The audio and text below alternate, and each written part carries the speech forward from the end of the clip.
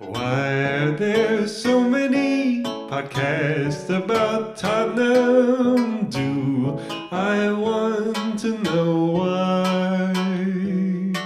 They might contain insight, but mostly delusions. If I hear one more, I might die. They don't like Levy and they don't like Enoch. They pine for Moo and Conte. Someday we'll like 'em, old Tottenham Hotspur, the podcast clout chasers and me.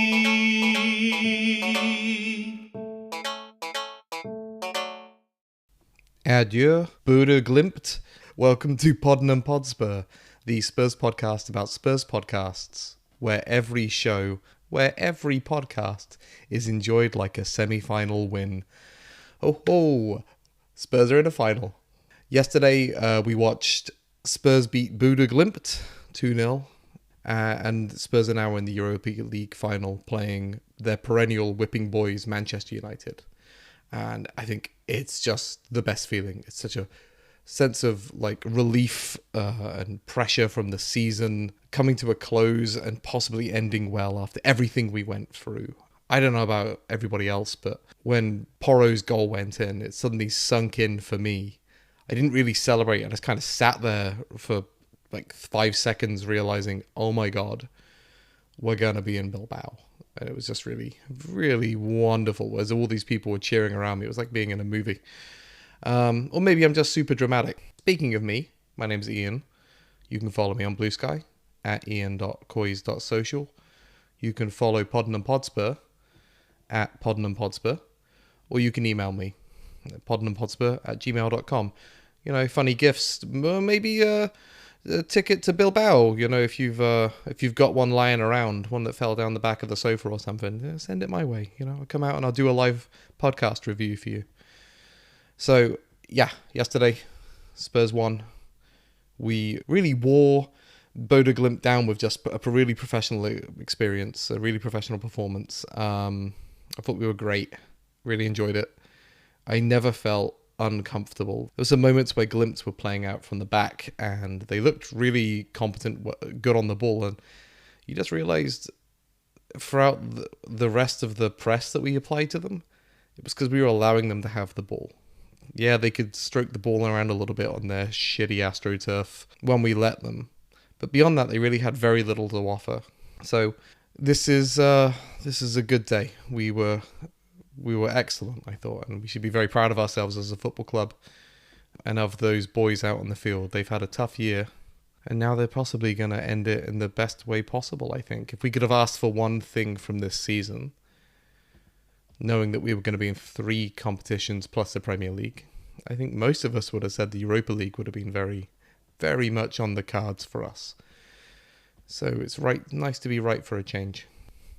So to celebrate this monumentous occasion, you know, 6 years on from the heroics against Ajax in the Champions League in 2019, I celebrated by listening to 17 podcasts in one single day, and I think I broke my brain a little bit. So hopefully what I'm going to talk to you about makes something close to sense. Generally speaking, the podcasts were fairly relaxed. It's interesting because me and Neb went back and listened to the Spurs show I listened to the post Champions League semi-final win against Ajax content from them, and the sense of just bafflement and excitement and enthusiasm was much greater than I sensed across the 16 or 17 shows that I listened to. And I think some of that is just the unexpected nature of how that tie went down. You know, we fought back through a Lucas Moura hat-trick to actually go through. And everything about that run was built upon unexpected wins over what was deemed at the time to be superior competition. This run has been much more about controlled not possession, but a control over the game through defensive work that has got us into the final. Not necessarily playing defensively, but just by being much better at containing the opposition. So I think that that's part of the reason. I'm also cherry picking, right? I didn't go back and listen to every single show that I could have from 2019, and I didn't listen to the Spurs show today because they don't make podcasts within 24 hours of a game. So yeah, there was a lot of joy, fairly relaxed, quite reflective on the whole. I thought this was a very sort of self-aware set of podcasts that came out in the last 24 hours. I don't necessarily think that the fan base is learning or growing necessarily. I think that just the season itself has lent itself to some caution. Very little Arsenal chat. You might expect some, considering that that they flamed out in the Champions League to Paris Saint-Germain on Wednesday. There were a few podcasts who mentioned it. Tottenham Boys Making All the Noise, who also referenced the profanity analysis that I put out a few weeks ago.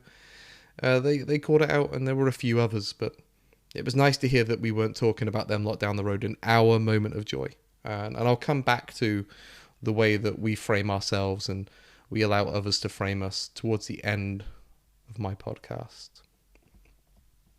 So, again, coming back to that Spurs show post-Ajax recording, I felt like, and I'll have to go back to my notes to be sure about this, but I felt that in that pod they were very focused on the players and what the players did in that win. And some of that is because of the climb back from being 3 goals down. Whereas yesterday and in today's podcasts, I felt like the speakers were talking as much about Ange as the players. And what was really cool about the players being talked about was I think everybody at some point from some podcaster got some love. I would say that even Brennan Johnson, who's been a little bit of a scapegoat for some Spurs fans, I voted for him to be my player of the year, if I'm honest. Maybe because it was a bit of a joke, but also I think that he's been quietly very good. I think his goals have been indispensable, and I rate him. I think he's pretty good.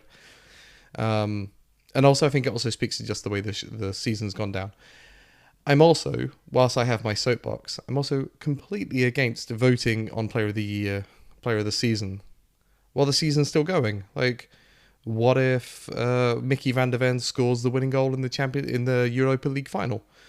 You know, maybe he... Anyway, whatever. Getting back on track.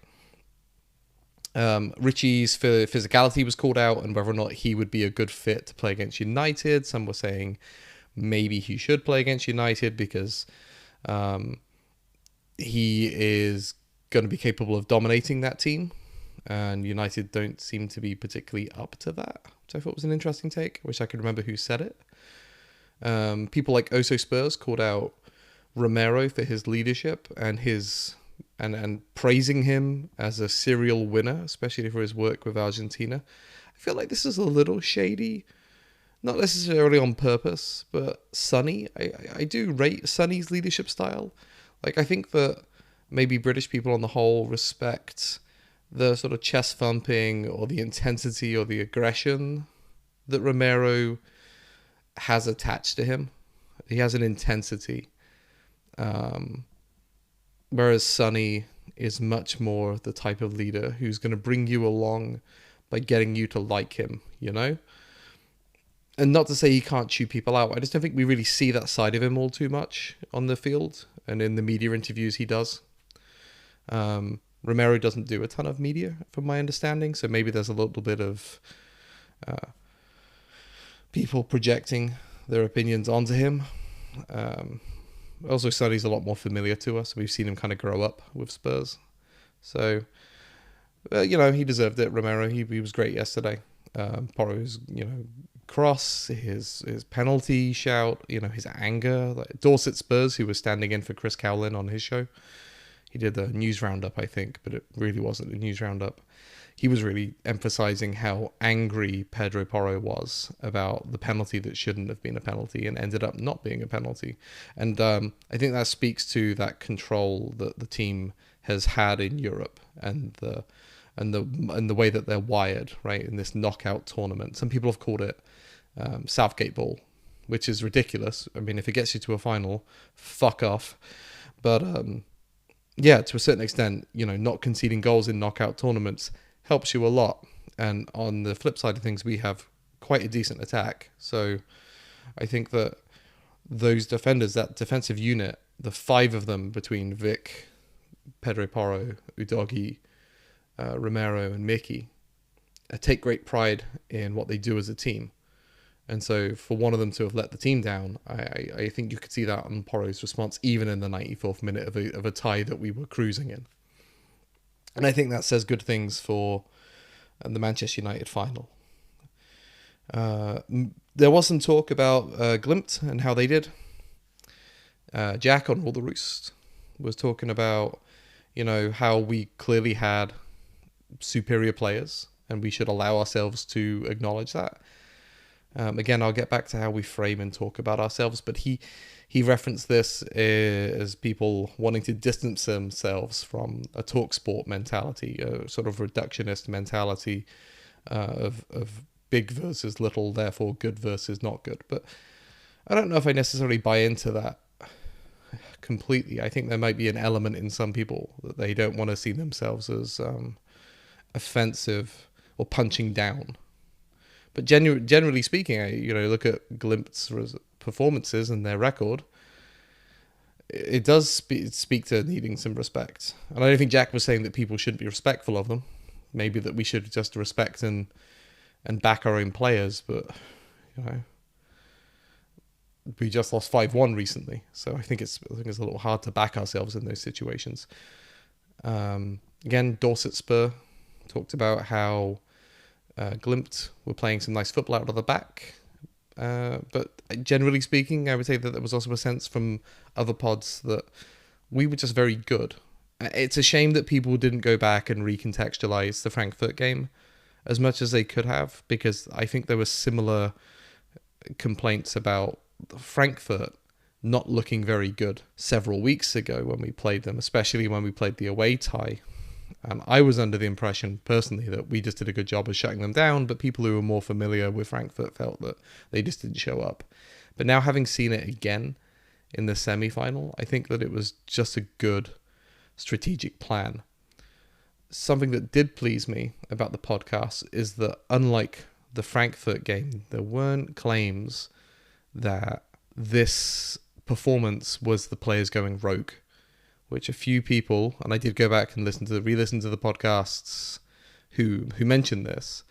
I won't name names because I don't want to call people out at this point. This was, Romero grabbing the players by the scruff of the neck and telling them what to do. As I said at the time, or as I said in my podcast earlier in the week, the Q&A pod, if that was happening, those players wouldn't still be on the pitch and Ange wouldn't be at the club. And it's been clear now that this was a game plan that Ange had for these players. You could see in what they were doing, they were running out and stopping at certain points. It was all coached. And I think this was pointed out by Jim on Also Spurs in the pre-Glimt pod that he put out. There was coaching involved. It wasn't just some kind of haphazard plan. It wasn't luck. Spurs deserved to be in the final. And again, I think that is why we feel quite relaxed and joyous rather than uncontrolled like we were in the Champions League final. That's also a very different tournament, I suppose. It is the pinnacle of club football. So, yeah, so there was credit being given to Ange, which was nice to hear. I am still not sure how I feel about him. I know that he's lacking the players and we're in a UEFA Cup final. But there's just something that's sticking in my craw about substitutions and some of the league performances. But at this point, I think I'd like to see him get the summer now. I think that the changes and learning that we're seeing has given me a bit more confidence back in him. And as a fan, I reserve the right to change my opinion. Not necessarily on a dime, but I'm still a little uneasy. I don't think that he's a bad manager. I don't think he's a bad fit for Spurs either. I I think I'm just a caveman brain who needs to see change when things aren't working. And on that regard, there wasn't any real mental gymnastics in giving credit to Ange for the performance of the players, which was interesting to see. I think some people on Bluesky were asking me to look out for that.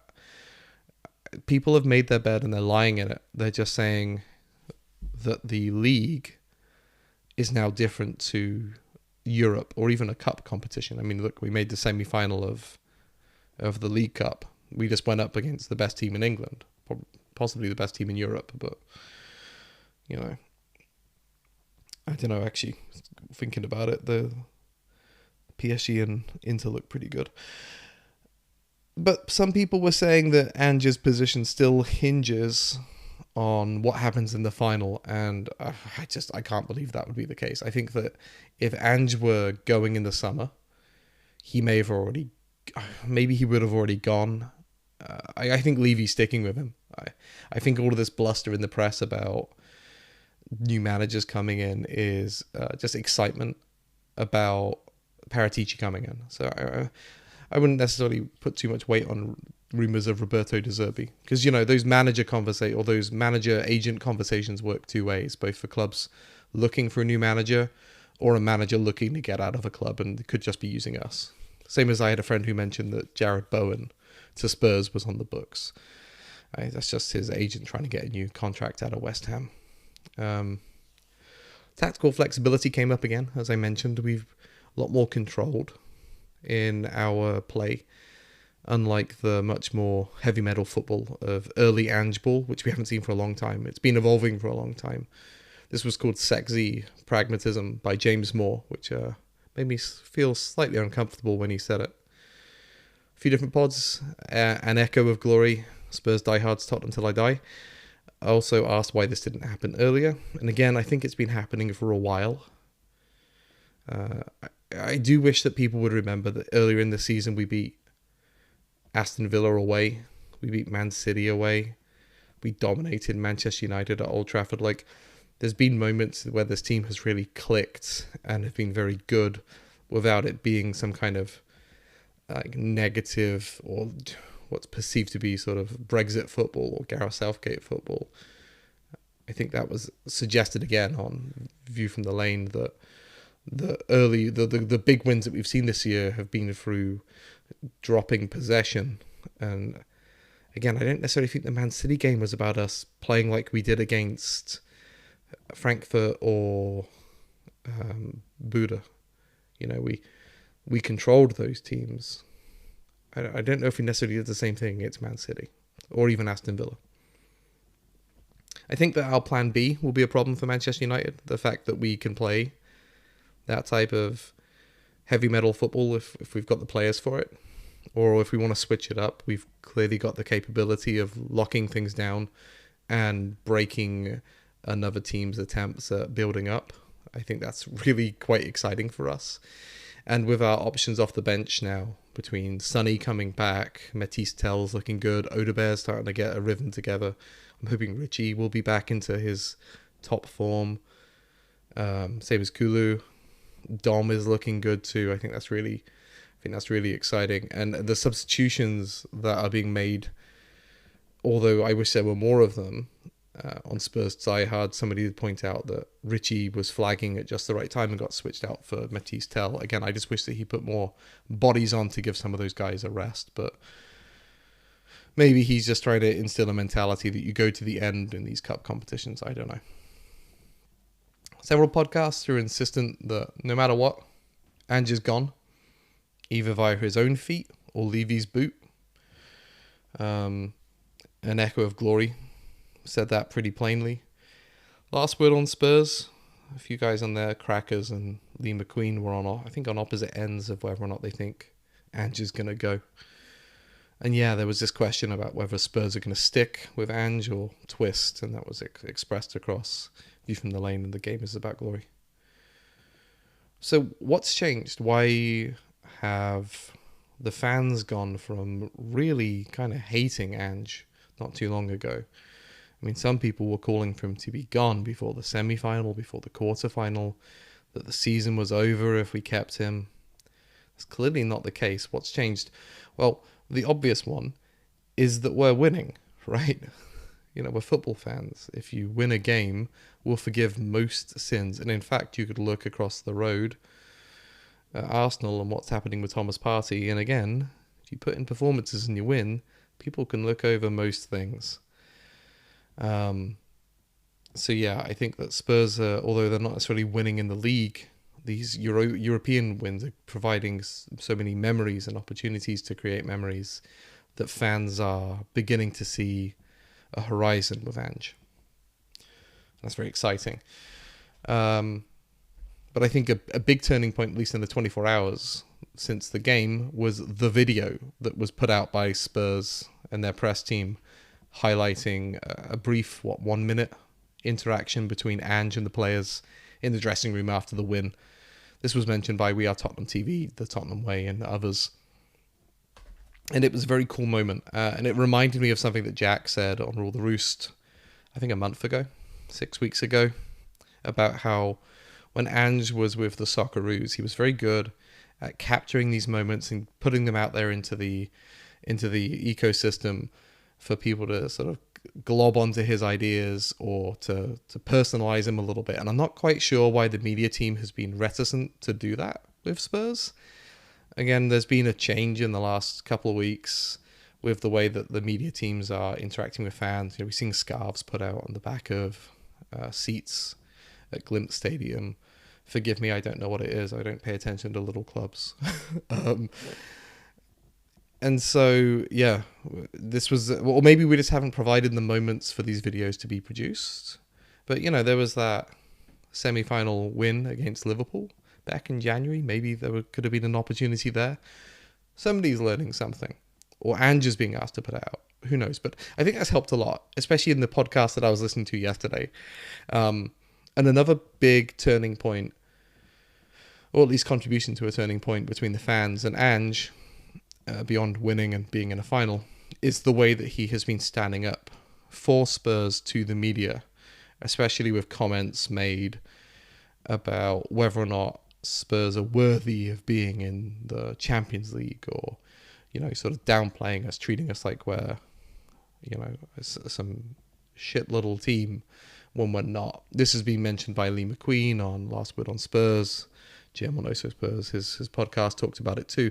This standing up for us. And I think that, and again, I keep referencing it, and I hope that I do a good job of it at the end of the pod. We are so concerned, I think, Spurs fans, about how we're perceived and how we put ourselves out into the world. And football fans in general worry about justice, I suppose. To have somebody who's going to stand up for us and put themselves out there and take the flak and talk back to journalists who are asking disingenuous questions. I think that resonates a lot with people who feel that something is wrong. They can't necessarily vocalize it, except on maybe social media or their podcast that's listened to by a few hundred people.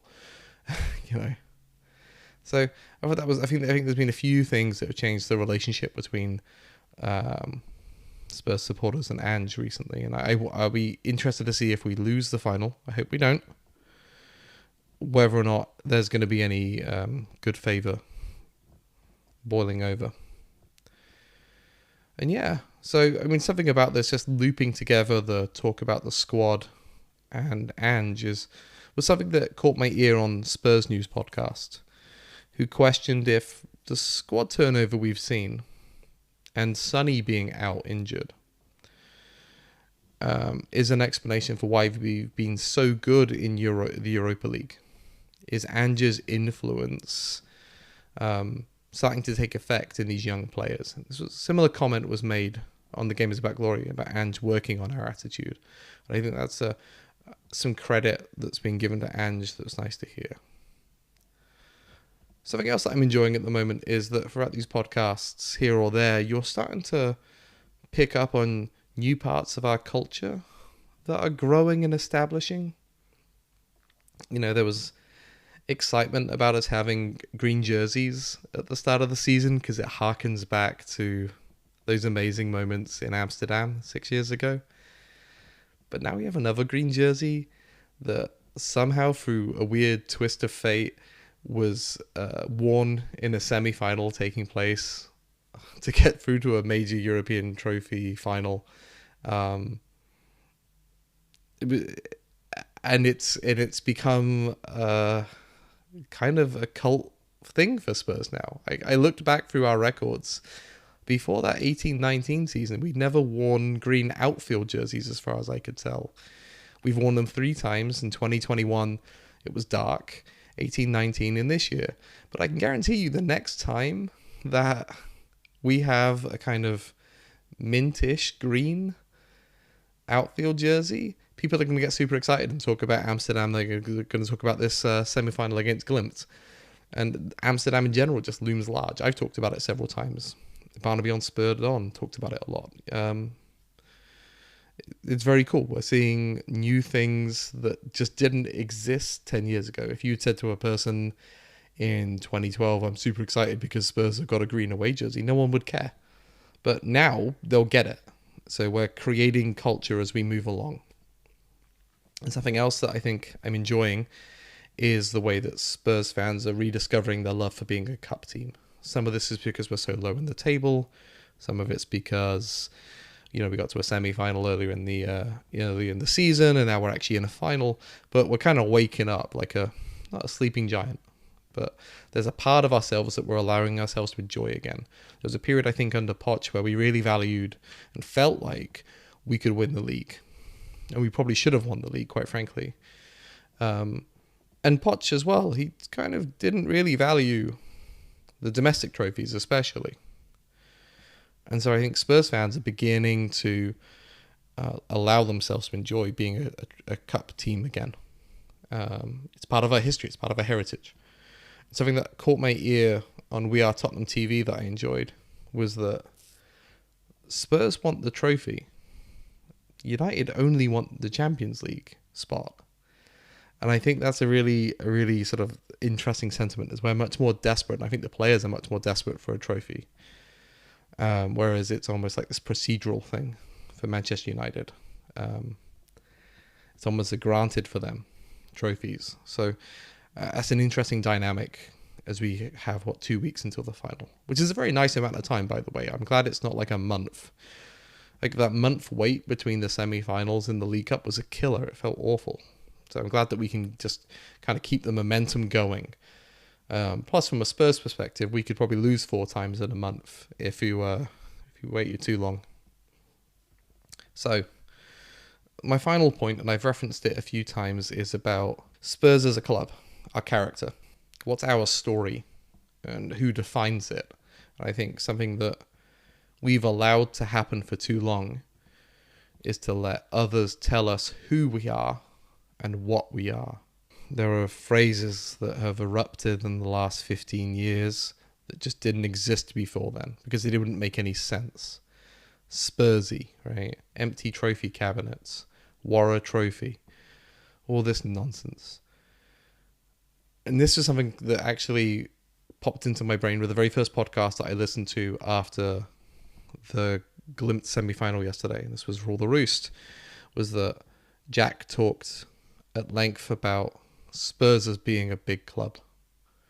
And it's the media that writes us off. It's other fans that writes us off. But to a certain extent, like, we've begun to allow that to happen, I think. I don't want to blame us. I think it's just kind of a defense mechanism. Yeah, we know we're shit. And like, yeah, okay, yeah, well, we haven't won anything for 15 years. And I think that there's a quiet optimism that we could change that. And I think Ange mentioned it too in his podcast. God, I wish Ange had a podcast. In one of his press conferences, where he's picking up that people are scared of us. They're scared of us changing our story. They're scared of us taking back our narrative because they know we're a big club. And this is a very exciting time to be a Spurs fan. Milo on The Game Is About Glory called our fan base's mentality a loser mentality, turning gold into shit. Sam on the 1882 Club podcast called us easy to banter. And Last Word on Spurs also called us out for our negativity. But I think to a certain extent, Spurs fans have been given plenty to be optimistic about. in the last 15 years since that League Cup win over Chelsea. But we've had disappointments along the way. We've gotten so close, and much like Icarus, we've had our wings burned, I think.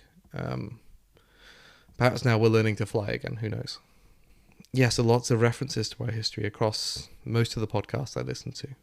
We're a big team, as Bren on the Cheese Room said. I think we should allow ourselves to remember it, even if we're the underdogs going in against Manchester United. But all but maybe 3 teams in the entire world would be underdogs against Manchester United's trophy cabinet. And they ain't hot shit right now, you know. They're more than capable of a ricket, so let's hope that they can't handle the pressure themselves. I mean, outsiders are even trying it now, right? To try to control us, to try to control our narrative for us. Arsene Wenger's been in the news, talking about whether or not the Europa League winners should go into the Champions League or not. You know, if I was an Arsenal fan, and thank God I'm not, I'd love it. So good for him, but just don't pay attention to him. I don't know why we pay attention to Arsene Wenger anymore. What he thinks about offside rules and all that type of nonsense. He was a football manager. He wasn't an expert on football regulations. Just ignore him. I know he's got some role in UEFA or FIFA or something, but he's just a wrinkly old weirdo. Just leave him alone. Paul Scholes, Jamie Carragher talking about how Spurs haven't got it in them to beat Manchester United. Oh, yeah. Maybe not 20 years ago, but our record at Old Trafford is significantly better than when Paul Scholes was playing. We've been browbeaten by the media, and according to Last Word on Spurs, by our owners, which I don't necessarily agree with. Even commentators, you know. Efan Akoko and Sam Matterface were mentioned on the Games About Glory for talking us down. And this is something that we've heard about for a long time. And it's actually one of the things that makes me very glad that the way that I watch football games now is with friends in a bar, because I can't hear what the commentators are saying. I can only hear what my friends are yelling at them. And I think that's a much nicer experience, as I tune out a lot of the external noises. I don't watch Sky Sports News on repeat. I don't even watch the pre-shows. In fact, 90% of the football stuff I consume is via other Spurs fans. So although I think that we are influenced by all of these external factors and they get filtered through the lens, it's quite nice to not have to listen to them. I have a general policy of don't listen to people who hate you, which I might break for my pre-Europa League pod. I might listen to a few Manchester United pods to see what they're saying about us. So, in closing, this is a great time to be a Spurs fan. It's a great time to be a Spurs podcaster. It must be a relief to get behind the microphone and be excited to talk to your mates about this football club who are so integral to our well-being. And you know, we have so many avenues for us to speak our minds as football fans. We've got social media, we've got blogs, we've got friends, we've got podcasts, you know, we've got newsletters, we've got fanzines. But it's clear to me, sort of thinking about it so deeply in the last 12 hours, about how much our story has been corrupted, how Spurs have been allowed through various, circumstances on the field, off the field, to have our story as one of the historic, huge teams in English football to be manipulated and corrupted by people who hate us. And it sounds like a conspiracy theory, and maybe it is, but I'm a Spurs fan, and I can say what the fuck I want on my podcast. So thanks for listening. Like, share, and subscribe. Follow Podden and Podska on Bluesky. Keep listening to Spurs pods, and keep making Spurs pods. Guys.